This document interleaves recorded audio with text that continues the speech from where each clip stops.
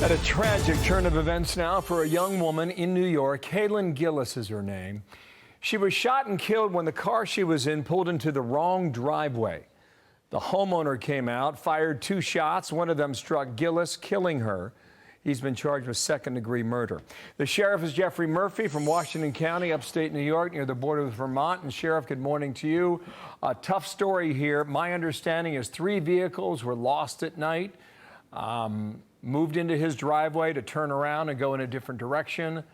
What happened then? Yeah, that's right. Thank you for having me on. Yeah, you're absolutely correct. The 3 vehicles were traveling together. They were looking for a friend's house and mistakenly drove up, in this case, Mr. Monahan's driveway. And as they determined that they were at the wrong residence, they turned around. And in the process of turning around, the victim's vehicle was the last one to turn around. Mr. Monahan decided to come outside and fire 2 shots, one of which struck the vehicle and ultimately struck Kaylin. One of the, I guess it's a neighbor, right, toward the New York Post. Adam Matthews is the gentleman's name. Said it's shocking, but I'm not surprised. He had a short fuse. There was never any doubt he had a short fuse.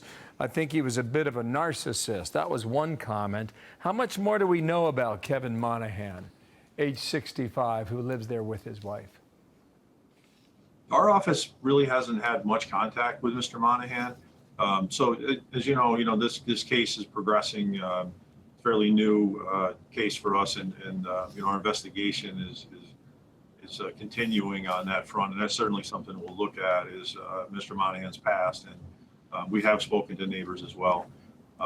So yeah, I'm sure that more will unfold as to his personality and to I'm wondering if he has a defense here, and I only say that because this is at nighttime, it's dark, right? I don't know what was in his mind, but maybe he thinks he's defending his wife and property. His attorney said this. He said, the situation certainly caused some level of alarm to an elderly gentleman who had an elderly wife. Is that a fear-inducing scenario? Well, maybe it is. The sheriff's basically acting as judge, jury, and executioner. Sometimes there are just tragedies and victims, and there are no villains, and this is one of those times. Does he have a defense, Sheriff? Well, New York is not a stand your ground state. The fact that the vehicles were leaving, I think, is a key point in this case. These were young adults that were looking for a friend's house and determined they were in the wrong driveway. Were turned around and were leaving. And in fact, we don't have any information that would suggest that they even exited their vehicles or rang the doorbell, for instance, or banged on a door or created any kind of alarm for Mr. Monahan, other than sitting in his driveway, trying to get GPS service, trying to get cell service, and then determining that they're in the wrong place and turning around. So certainly in our mind, there was no threat to Mr. Monahan at all. And in fact, like I said, leaving is the key thing. Yeah. You're not under threat if the vehicle is leaving. Yeah, unfortunately, young Kayla, she was only 20 years old, and she's not coming back. Sheriff, thank you for your time. We hope the best turns out in your county in this case. Thank you, sir. Very much. All right, Dana.